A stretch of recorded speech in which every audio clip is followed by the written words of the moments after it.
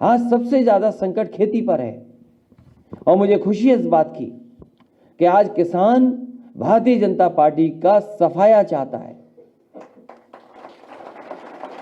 जो फसल आज खड़ी है खेतों में,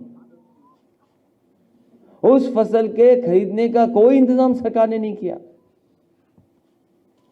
उत्तर प्रदेश के कुछ हिस्सों में धान कटने लगा है, धान बाजार में जाने लगा है, लेकिन सरकार ने खरीदने का कोई इंतजाम नहीं किया।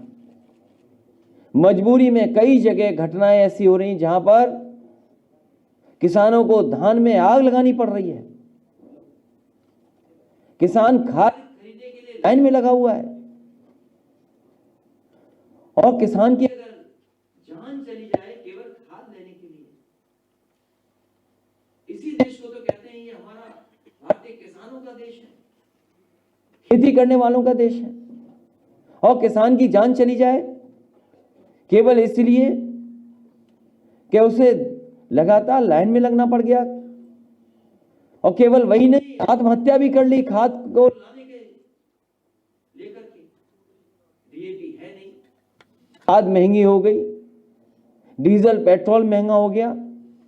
पता नहीं भारतीय जनता पार्टी कौन सा पहाड़ा याद दिलाना चाहती जनता को कि हर दिन 35 पैसा कीमत बढ़ा देती है। ये कौन सा हिसाब किताब है? जिस किसान ने अर्थव्यवस्था बचाई भारत की, देश की अर्थव्यवस्था की रीढ़ है, लेकिन किसान की कोई मदद नहीं कर रही। मुझे खुशी है कि आदरणीय हरेंद्र मलिक जी, पंकज मलिक जी के साथ बहुत बड़े पैमाने पर किसान और जो खेती करने वाले हैं मजबूत लोग समाजवादी पार्टी के साथ जुड़ रहे हैं। हमें पूरा भरोसा है कि आने वाले समय में इस सरकार को बदलने का काम करेंगे। साथ ही में जयपाल सिंह कश्यप जी हैं, वो अपना सब समाज के लोगों को साथ लेकर के आए हैं। जिले हैदर साहब हैं, उनका भी बहुत बहुत स्वागत, बहुजन समाज पार्टी से छोड़ करके आए हैं। श्री राम सागर अकेला जी जो वो छोड़ करके बहुजन समाज पार्टी के आए, उनको भी मैं बधाई देता हूं और धन्यवाद देता हूं। जहां पर राजनीतिक स्ट्रेटजी बन रही है, ये उत्तर प्रदेश वो है जो राजनीति को दिशा देती है। और इस बार उत्तर प्रदेश की जनता ने मन बनाया है कि भारतीय जनता पार्टी को हटाने का काम करेंगे। जो सुनने में आता है केवल मनभेद नहीं है, वहां पर भारतीय जनता पार्टी में केवल मनभेद नहीं है, मतभेद भी है। और ऐसा मतभेद है कि दोनों जो इंजन हैं वो आपस में टकराए जा रहे हैं। सुना तो ये है कि कुछ विधायकों को टिकट बदली जा रही है, और जनता जानती है कि सारे विधायक भी अगर भारतीय जनता पार्टी बदल देगी तब भी जनता ने मन बनाया हुआ है कि भारतीय जनता पार्टी को बदल देगी। इसलिए इस मौके पर जो लगातार समाजवादी पार्टी से जुड़ रहे हैं, और जो महंगाई का आपने बताया, इतनी महंगाई बढ़ाने वाले लोग, और आखिरकार किसको मुनाफा पहुंचा रहे हैं? ये जो मुनाफा पहुंच रहा है वो कहां जा रहा है? किसान डीजल खरीद रहा है, किसान बिजली का बिल दे रहा है, किसान को महंगी चीजें खरीदनी पड़ रही हैं, और आखिरकार ये मुनाफा कहां जा रहा है? ये भारतीय जनता पार्टी किसानों की पार्टी नहीं है, ये बड़े लोगों की पार्टी है। वो लोग जो मुनाफे में खेलते हैं, वो जो सेंसेक्स का ऊपर नीचे उठना बैठना देखते हैं, ये पार्टी उन लोगों की है। और अगर अर्थव्यवस्था को कोई संभालता है तो वो हमारे किसान और गरीब संभालते हैं, क्योंकि अगर वो नहीं संभालेंगे तो आपके देश की अर्थव्यवस्था नहीं बच सकती। इसलिए मैं सभी लोगों को बधाई देता हूं और शुभकामनाएं देता हूं, और इस उम्मीद के साथ कि आने वाले समय में भारतीय जनता पार्टी का सफाया होगा।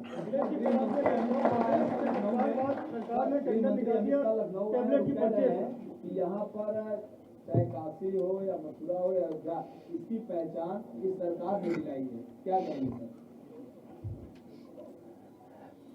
देश का सबसे बड़ा एक्सप्रेस वे अगर किसी ने बनाया है तो समाजवादी सरकार की से बनी है। कोई किसी जात धर्म का मानने वाला होगा, कोई किसी धर्म को मानने वाला होगा, कोई किसी जात का होगा, हाईवे पे चलेगा तो वो समाजवादी सरकार का हाईवे है। कम से कम एक ऐसा हाईवे बनाया है जिसमें सब जुड़ करके चल सकते हैं, सबके लिए वो हाईवे है। मंडियां बनानी चाहिए थी। आज कम से कम सरकार ये बताए कि धान खेतों में पड़ा है, बेमौसम बारिश हुई, उसके कारण बड़े पैमाने पे किसानों की खेती का नुकसान हो गया, धान का नुकसान हुआ, क्या उसकी भरपाई सरकार ने की है?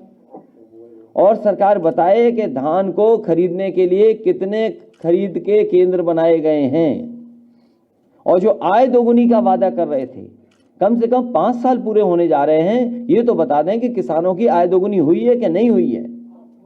और इस महंगाई में जो महंगाई बढ़ी है, वो आज किसानों की आमदनी कितनी है, कम से कम सरकार यही बता दे। अखिलेश जी आज एक पार्टी सदस्यता अभियान शुरू कर रही है। टेबलेट और पीसी का ऐड निकालना। तो सरकार ये बताए कि 4.5 जी ने ये कहा है कि कोरोना का काल हुआ, बाढ़ का समय जो आया, अखिलेश जी बाहर नहीं आए, वो अपनी विदेश यात्राओं का ब्यौरा दें। वो विदेश यात्राएं करते रहे, जनता के बीच में नहीं थे, जाति के क्वारंटीन थे अभी तक, अब क्वारंटीन से बाहर निकले हैं, इस तरह के शब्द बोले जा रहे हैं। पूरा भाषण हो गया कि नहीं हो गया अभी? तो आप पूछते रहना, हम बताते रहेंगे। एक मिनट। जवाब हो जाए। कोरोना के समय पर जो कुछ मदद समाजवादी पार्टी कर सकती थी, हमने अपने स्तर से भी मदद की है।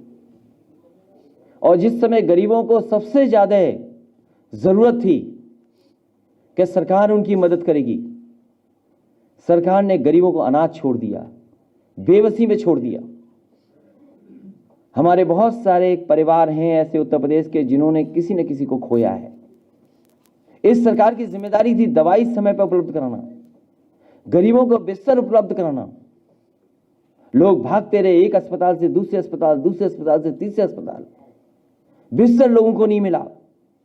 और जब ऑक्सीजन की जरूरत थी, लोगों ने अपने आप भाग दौड़ करके जैसे तैसे इंतजाम कर सकते थे, ऑक्सीजन का इंतजाम किया।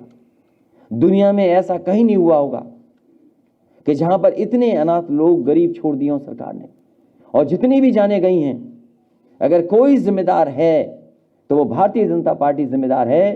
कोरोना की वजह से जो लोगों की, गरीबों की जान गई है। और किसने वो तस्वीरें नहीं देखी? वो तस्वीरें गंगा के किनारे की, चाहे वो बक्सर हो, चाहे वो गाजीपुर हो, चाहे बनारस हो, चाहे उन्नाव हो, चाहे कन्नौज हो।